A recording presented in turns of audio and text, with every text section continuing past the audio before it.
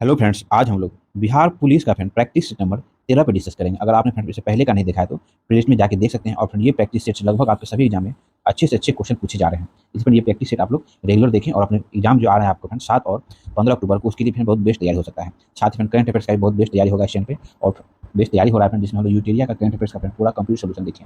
फिर भी हम लोग फ्रेंड्स है ना बिहार पुलिस के लिए स्पेशल करंट अफेयर्स का वीडियो लाएंगे। ठीक है फ्रेंड्स, स्टार्ट करते हैं। आज का पहला क्वेश्चन है, दिनकर जी को भारतीय विज्ञानपीठ पुरस्कार उनकी किस रचना के लिए दिया गया था?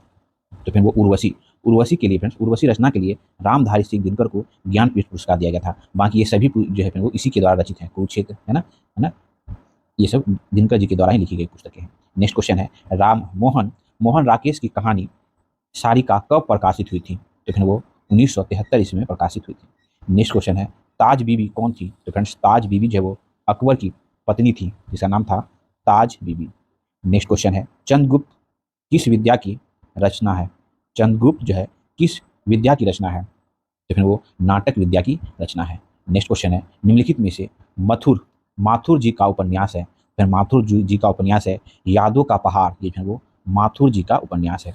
नेक्स्ट क्वेश्चन है, जे कृष्णमूर्ति का जन्म हुआ था? जे कृष्णमूर्ति का जन्म जो है वो 1895 ईस्वी में हुआ था। ठीक है। त्रिलोचन जी का पहला काव्य संग्रह था? तो फ्रेंड्स त्रिलोचन जी का पहला काव्य संग्रह धरती था। ठीक है। नेक्स्ट क्वेश्चन है फ्रेंड्स, विनोद कुमार शुक्ल का जन्म हुआ था? फ्रेंड विनोद कुमार शुक्ल का जन्म छत्तीसगढ़ में हुआ था। नेक्स्ट क्वेश्चन है, मीरा का विवाह किससे हुआ था? फ्रेंड मीरा को जान ही रहे हैं, मीरा का विवाह किससे हुआ था?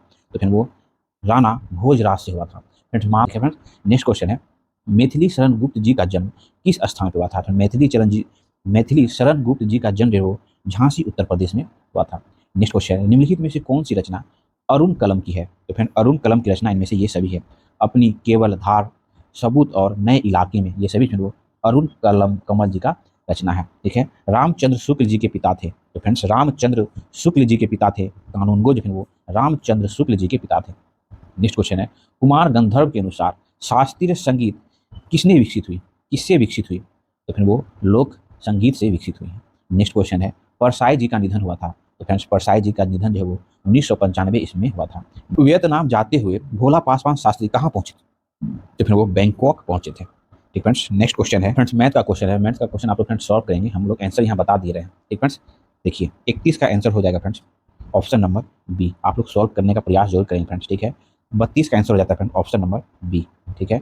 33 का आंसर है फ्रेंड्स ऑप्शन नंबर सी। ठीक है। 34 का आंसर है फ्रेंड्स आपको आंसर नंबर ए। ठीक है, आंसर ए। 35 का आंसर है फ्रेंड्स ऑप्शन बी। ठीक है। नेक्स्ट 36 का आंसर है फ्रेंड्स ऑप्शन नंबर ए। ठीक है। 37 का आंसर है फ्रेंड्स ऑप्शन नंबर बी। ठीक है। हम लोग फ्रेंड इसके बाद जीएस सॉल्व करेंगे। ठीक है। 38 का आंसर है फ्रेंड्स ऑप्शन नंबर डी। ठीक है। 39 का आंसर है फ्रेंड्स ऑप्शन नंबर सी। ठीक है। 40 का आंसर है फ्रेंड्स ऑप्शन नंबर सी। ठीक है। नेक्स्ट है 41 का answer friends option number C. ठीक है। 42 का answer friend option number A. ठीक है। उसके बाद 43 का answer friend option number D. ठीक है। उसके बाद है 44 का answer friend option number A. ठीक है। उसके बाद फ्रेंड्स 45 45 का answer friends option number C. ठीक है। आप लोग जिनको सॉल्व करना है फ्रेंड वो सॉल्व कर सकते हैं, जिसको नहीं सॉल्व करना है वो स्किप करके अपना जीएस को फोकस करेंगे। ठीक है। अब अगला क्वेश्चन हम लोग का होगा जीएस से रिलेटेड। ठीक है। निम्नलिखित में से किसे हिंद महासागर के सबसे गहरे बिंदु के रूप में जाना जाता है? तो फ्रेंड हम लोग का पहला सेट में ये, अभी हम लोग जस्ट जो 12वां सेट प्रैक्टिस किए उसमें ये था। तो फ्रेंड सुंडा ट्रेंच है ना, समझेंगे क्या पूछा? तो हिंद महासागर पूछ रहा है, तो फिर वो सुंडा ट्रेंच जो है वो हिंद महासागर का सबसे गहरा भाग है। ठीक है। वही प्रशांत महासागर का पूछता, जो कि विश्व का सबसे गहरा गर्त है, फिर वो प्रशांत महासागर का है मारियाना ट्रेंच, जिसकी गहराई फिर वो 11,022 समथिंग है। ठीक है। और ये 8,000 समथिंग है। हम लोग पिछले 12वें नंबर का सेट प्रैक्टिस में ये अच्छे से डिस्कस किया हुआ है। ठीक है। तो सुंडा ट्रेंच जो है वो सर्वाधिक गहराई भाग है हिंद महासागर का। मोरियाना ट्रेंच जो है वो सबसे गहरा भाग है किसका? तो प्रशांत महासागर का। ठीक है, ध्यान रखेंगे।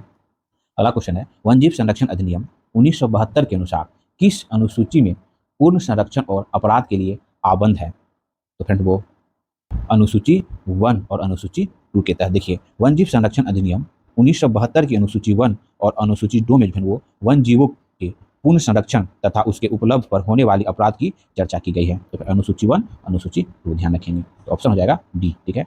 देखिए भारत के किस राज्य में गेहूं का सर्वाधिक उत्पादन होता है? तो फिर भारत में उत्तर प्रदेश में वो गेहूं का सर्वाधिक उत्पादन होता है। इस प्लेसर विक्षेप से क्या अभिप्राय है? घाटियां घाटियां की रेत में जलोढ़ का निक्षेप जो है वो प्रेशर विक्षेप से अभिप्राय है इसका। ठीक है, नेक्स्ट क्वेश्चन है बिग बैंग सिद्धांत निम्नलिखित में से किससे संबंधित है? तो फ्रेंड बिग बैंग का सिद्धांत आप लोग भी जान रहे हैं किससे, तो ब्रह्मांड की उत्पत्ति का सिद्धांत है बिग बैंग सिद्धांत। फ्रेंड्स आप लोग जान भी रहे होंगे, इस पर काफी डिस्कस भी हुआ है हम लोग का ज्योग्राफी के सेक्शन में। ठीक फ्रेंड्स, नेक्स्ट क्वेश्चन है भारतवर्ष में पुरुष लिंगानुपात ज्ञात करने के लिए निम्नलिखित में से कौन सा सूत्र का प्रयोग किया जाता है? तो फिर देखिए कौन सा सूत्र का प्रयोग किया जाता है, देखिए स्त्री की संख्या इंटू 100 बाय पुरुष की संख्या, ये फिर वो लिंगानुपात का निर्धारण किया जाता है भारत में। ठीक है, आप ये ध्यान रख सकते हैं। नेक्स्ट क्वेश्चन है फ्रेंड्स, डैश झील भारत की सबसे बड़ी खारे पानी की झील है? वेरी वेरी इंपॉर्टेंट फ्रेंड, इस पर हम लोग डिस्कस करते हैं। देखिए ऑप्शन हो जाएगा भी, देखिए खारे पानी का झील वह होता है फ्रेंड जैसे समुद्र से कट गया हो, खारे पानी का झील कहे या फिर लेगून झील कहें, समुद्र से कट गया हो और वो खारे पानी का, समुद्र का पानी खारा होता है तो खारे पानी से हो उसे फ्रेंड लेगून झील कहते हैं। जैसे चिक्का झील हो गया, पुलिकट झील हो गया, है ना, ये सब क्या है, खारे पानी की झील है। तो भारत की सबसे बड़ी खारे पानी की झील है, तो ये चिक्का झील जो है वो भारत में सबसे बड़ी खारे पानी की झीलें हैं। इसमें देखिए भारत के पूर्वी तट पर बंगाल की खाड़ी में स्थित चिक्का झील उड़ीसा में स्थित है। इसमें ध्यान रखेंगे यह भारत की सबसे बड़ी खारे पानी की झील, यह एक लेगून झील है। ठीक है, बाकी डल झील जो फिर वो देख लेंगे कहाँ, तो जम्मू एवं कश्मीर में है, जम्मू कश्मीर के श्रीनगर में स्थित है। ठीक है, उसके बाद है ये बुलर झील जो फिर वो बुलर झील जम्मू कश्मीर में स्थित है और यह भारत का मीठे पानी का सबसे बड़ा झील है बुलर झील। ठीक है, ये ध्यान रख सकते हैं फ्रेंड्स। उसके बाद डिडवास झील जो है वो डिडवाना झील जो राजस्थान के नागौर जिले में स्थित है और यह खारे पानी का झील है। ठीक है, देखिए क्या बोला है सबसे बड़ा, तो सबसे बड़ा हो जाएगा चिक्का झील। नेक्स्ट क्वेश्चन है ज्वालामुखी उद्गार के दौरान धरातल पर पहुंचने वाला पृथ्वी के किस सतह स्रोत से उत्पन्न होता है? तो वो दुर्लभ मंडल, स्थल मंडल, छाया मंडल, उपयुक्त सभी, है ना, धरातल पर पहुंचने वाला पृथ्वी के स्तर स्रोत में से उत्पन्न होता है। ठीक फ्रेंड्स, नेक्स्ट क्वेश्चन है विकास केंद्रित अर्थव्यवस्था की परिभाषाओं में कौन सा एक अर्थशास्त्री सम्मिलित है? तो फिर वो है सेम्यूलस। ठीक है, जो विकास के सिद्धांत अर्थशास्त्री की परिभाषा में एक अर्थशास्त्री सम्मिलित है, तो वो सेम्यूलस हो जाएगा। भारत में उदारीकरण की शुरुआत की गई थी, तो फ्रेंड भारत में उदारीकरण की शुरुआत जो है वो 24 जुलाई 1991 ईस्वी को की गई थी। भारत के आर्थिक उदारीकरण की शुरुआत यही 24 जुलाई 1991 ईस्वी को की गई थी। यह वित्तीय सुधारों की वह प्रक्रिया थी जिसके तहत अर्थव्यवस्था के विभिन्न क्षेत्रों को उदार बनाना था। इसके तहत सरकार के नियमों में लचीलापन लाया और लाइसेंसिंग की प्रक्रिया को लगातार सीमित किया गया। ठीक है, उदारीकरण, निजीकरण, वैश्वीकरण ध्यान रखेंगे। ठीक है, भारत में आर्थिक सुधारों की प्रक्रिया में नई आर्थिक नीति 1991 के तहत क्या शामिल नहीं था? तो हम लोग जस्ट देखे अभी ना, उदारीकरण शामिल था, निजीकरण, वैश्वीकरण शामिल था, एकीकरण जो है वो शामिल नहीं था। ठीक है, नेक्स्ट क्वेश्चन है उपभोक्ता संतुलन के सिद्धांत की संख्या है? तो फिर उपभोक्ता संतुलन के सिद्धांत की संख्या 2 होती है। ठीक है, उपभोक्ता संतुलन से आश्रय उस स्थिति से है जिसमें उपभोक्ता अधिक संतोष प्राप्त करता है। ठीक है, उपभोक्ता संतुलन के मुख्य 2 सिद्धांत होते हैं, ह्रासमान सीमांत उपयोगिता का नियम और तटस्थ वक्र विश्लेषण। ठीक है, अगला क्वेश्चन है अतिरिक्त पूर्ति की स्थिति में बाजार कीमतें, अतिरिक्त पूर्ति की स्थिति में बाजार कीमतें जो है वो बढ़ती है। ठीक है, नेक्स्ट क्वेश्चन है निम्नलिखित में से क्या सकल घरेलू उत्पाद में सम्मिलित नहीं है? तो फ्रेंड सकल घरेलू उत्पाद में सम्मिलित नहीं है, इनमें से जाएगा विदेशों से प्राप्त शुद्ध आय जो है वो सकल घरेलू उत्पाद में सम्मिलित नहीं होता है। ठीक है, बाकी ये सब होता है, आप लोग पढ़ लेंगे। अगला क्वेश्चन है उद्योगों के निजीकरण का उद्देश्य था? तो फिर उद्योगों के निजीकरण का उद्देश्य था मूलतः औद्योगिक विकास करना, नए उद्योग की स्थापना करना, उद्यमों की कार्य क्षमता में वृद्धि करना, ये सभी जो है वो उद्योग के निजीकरण का उद्देश्य था। ठीक है, ध्यान रखेंगे। नेक्स्ट क्वेश्चन है हड़प्पा सभ्यता के निवासियों का मुख्य व्यवसाय था? हड़प्पा सभ्यता के निवासियों का मुख्य व्यवसाय कृषि था। हड़प्पा सभ्यता के निवासियों का मुख्य व्यवसाय कृषि था। हड़प्पा निवासी खेती के लिए लकड़ी के हल का प्रयोग करते थे। इस सभ्यता के लोग जो फिर वो गेहूं, जौ, मटर, सरसों, चावल, तरबूज, नारियल आदि फसलों से परिचित थे। हड़प्पा व मोहनजोदड़ो से अन्नागार के साक्ष्य मिले। ठीक है, सर्वप्रथम कपास पैदा करने का श्रेय हड़प्पा या सिंधु घाटी सभ्यता के निवासियों को नहीं दिया जाता है। क्वेश्चन है देखिए यूरोपीय सामंतवादी समाज में अभिजात वर्ग के घर को क्या कहा जाता था? यूरोपीय सामंतवादी समाज के अभिजात वर्ग के घर को मेनर, है ना, क्या तो मेनर कहा जाता था। यूरोपीय समाजवादी समाज में अभिजात वर्ग के घर को मेनन कहा जाता था। ठीक है, ध्यान रखेंगे। अभिजात वर्ग भूमि पर निवास करने वाले सभी लोगों व क्षेत्रों का स्वामी होता था।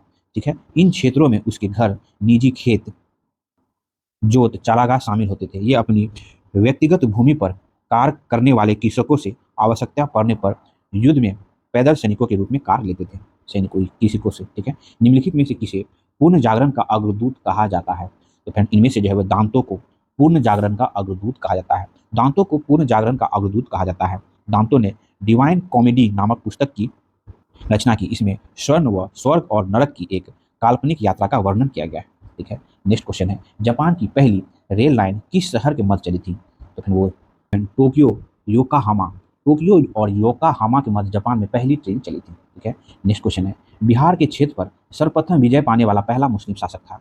तो फिर बिहार के क्षेत्र पर सर्वप्रथम विजय पाने वाला पहला मुस्लिम शासक था फिर वो मोहम्मद बिन बख्तियार खिलजी, जिन्होंने नालंदा और विक्रमशिला विश्वविद्यालय को ध्वस्त किया था और हजारों बौद्ध भिक्षुओं की हत्या की थी। फ्रेंड्स, हम लोग इम्तियाज अहमद की पुस्तक से बिहार का पूरा इतिहास पे डिस्कशन किया फ्रेंड्स, है ना। प्राचीन भारत इतिहास लेके आज़ादी से अब तक का सारा हम लोग उस पर MCQ बेस्ड क्वेश्चन बनाए हैं। 24 के आसपास वीडियो फ्रेंड्स, छोटा छोटा आप कंप्लीट कर लेंगे तो आप बिहार ओरिएंटेड कोई भी एग्जाम में अब बिहार से रिलेटेड क्वेश्चन पे बहुत अच्छे से स्कोर कर पाएंगे, क्योंकि वहाँ पे हम लोगों ने बहुत अच्छे से ब्रीफ डिस्कशन किया हुआ है। जो देखेंगे फ्रेंड्स, अगला क्वेश्चन है, चीन में कम्युनिस्ट पार्टी की स्थापना कब हुई थी? तो फ्रेंड्स, चीन में कम्युनिस्ट पार्टी की स्थापना 1921 ईस्वी में हुई थी। चीन में कम्युनिस्ट पार्टी की स्थापना वर्ष 1921 ईस्वी में हुई। इस पार्टी का मुख्य नेता था माओ त्सो। क्या नाम था? नाम रखेंगे ध्यान, माओ आधा त से, है ना, माओ से। नेक्स्ट क्वेश्चन है, स्वराज पार्टी की स्थापना कब की गई थी? तो फिर असहयोग आंदोलन में चौरी चौरा कांड की घटना के बाद जो असहयोग आंदोलन वापस ले लेता जाता है, तत्पश्चात जब मोतीलाल नेहरू और रंजन दास और मोतीलाल नेहरू ने मिलकर स्वराज पार्टी का गठन करता है। तो कब कहता है फिर? तो 1923 ईस्वी में स्वराज पार्टी का स्थापना होता है। नेक्स्ट क्वेश्चन है, वेवेल प्लान कब लाया गया था? Very important friends, Wavell plan जो है वो भारत में कब आया था? तो वेवेल से वार्ता किसने किया था फिर? तो अब्दुल कलाम आजाद ने। ठीक है। वेवेल प्लान जो है वो जून 1945 ईस्वी में आया था। ठीक है। नेक्स्ट क्वेश्चन है, निम्नलिखित में से कौन सा सिद्धांत राज के स्वरूप एवं प्रकृति से संबंधित है? तो फिर वो सप्तांग सिद्धांत जो है वो राज के स्वरूप एवं प्रकृति से संबंधित है। राज के स्वरूप अथवा प्राकृति के संबंध में सप्तांग सिद्धांत का प्रतिपादन किया गया है। सप्तांग सिद्धांत के अंतर्गत कौटिल्य ने राज के 7 अंगों का वर्णन किया है। कौटिल्य द्वारा वर्णित राज 7 अंग कौन कौन है? तो राजा, मंत्री, जनपद, दुर्ग, कोष, है ना, दंड या सेना या मित्र। ठीक है, ध्यान रखेंगे। नेक्स्ट क्वेश्चन है, भारतीय संविधान अर्ध संघात्मक है ना? कथन किस विद्वान का है? भारतीय संविधान अर्ध संघात्मक है, यह कथन किस विद्वान का है? तो फिर यह कथन जो है केसी सचियर का यह कथन है कि भारतीय संविधान अर्ध संघात्मक है। नेक्स्ट क्वेश्चन, निम्नलिखित में से किस अधिनियम में भारत में संघीय शासन की व्यवस्था की गई थी? तो भारत में संघीय शासन की व्यवस्था भारत शासन अधिनियम 1935 में की गई थी। नेक्स्ट क्वेश्चन है, राजनीतिक संप्रभुता का आधार है? तो फिर ये सभी, है ना, पूर्णतः सार्वभौमिकता और अहस्तांतरण, ये सभी वो राजनीतिक संप्रभुता का आधार है। नेक्स्ट क्वेश्चन है, भारतीय संविधान सभा में उद्देश्य प्रस्ताव किसके द्वारा प्रस्तुत किया गया था? तो फिर भारतीय संविधान सभा में, है ना, जवाहरलाल नेहरू जी के द्वारा प्रस्तुत किया गया था। ठीक है। उद्देश्य प्रस्ताव, इसमें जो है दर्शन और राजनीतिक, धार्मिक व नैतिक मूल्यों का उल्लेख है जो हमारे संविधान के आधार हैं।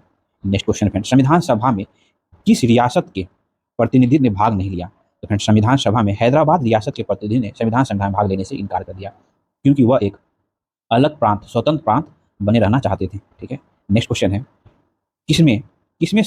किसने 17वीं सदी में अपने पुस्तक लॉ ऑफ मर्सी में राज के उत्पादित दैविक सिद्धांत का समर्थन किया है? दैविक सिद्धांत का समर्थन किया है ना, स्टुअर्ट राजा जेम्स प्रथम ने। ठीक है, ध्यान रखेंगे। नेक्स्ट क्वेश्चन है, वर्गीकी शब्द किसने दिया था? तो फिर वर्गीकी शब्द जो है वो एपीडी कॉन्डोली ने दिया। ठीक है। वर्गीकी शब्द एपीडी कॉन्डोली ने दिया था। संरचनात्मक, क्रियात्मक तथा जैविक रासायनिक समानताओं के आधार पर जीव जातियों के वर्गीकरण के अध्ययन की शाखा को वर्गीकी कहते हैं।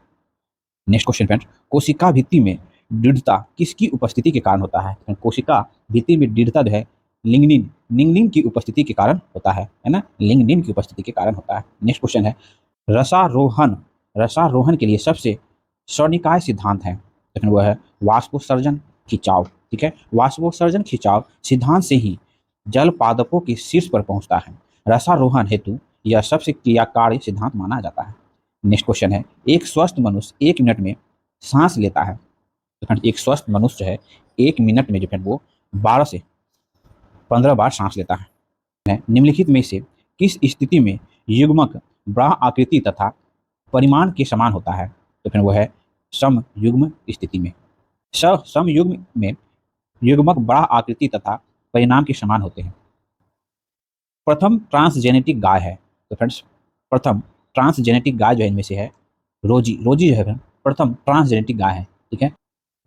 जब कोई पिंड गुरुत्वीय क्षेत्र के अधीन ऊर्ध्वाधर तल में एक वक्र पथ पर गति करता है तो पिंड की गति कहलाती है। तो फिर वो प्रक्षेप्य गति कहलाती है। नेक्स्ट क्वेश्चन है ड्यूटीरियम, ड्यूटीरियम की खोज करता है। तो फिर ड्यूटीरियम की खोज करता जो है यूरे, यूरे जो है वो ड्यूटीरियम की खोज करता है।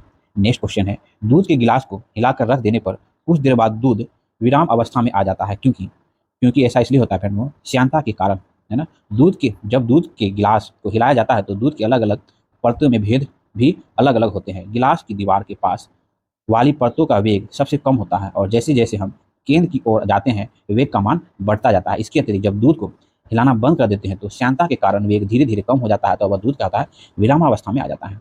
नेक्स्ट क्वेश्चन है केल्विन पैमाने पर जल का हिमांक होता है। केल्विन पैमाने पर जल का हिमांक जो है वो 243 केल्विन होता है। नेक्स्ट क्वेश्चन है और चुंबकीय ठोस पदार्थ में चुंबकत्व का गुण होता है, तो फिर वो अस्थायी होता है।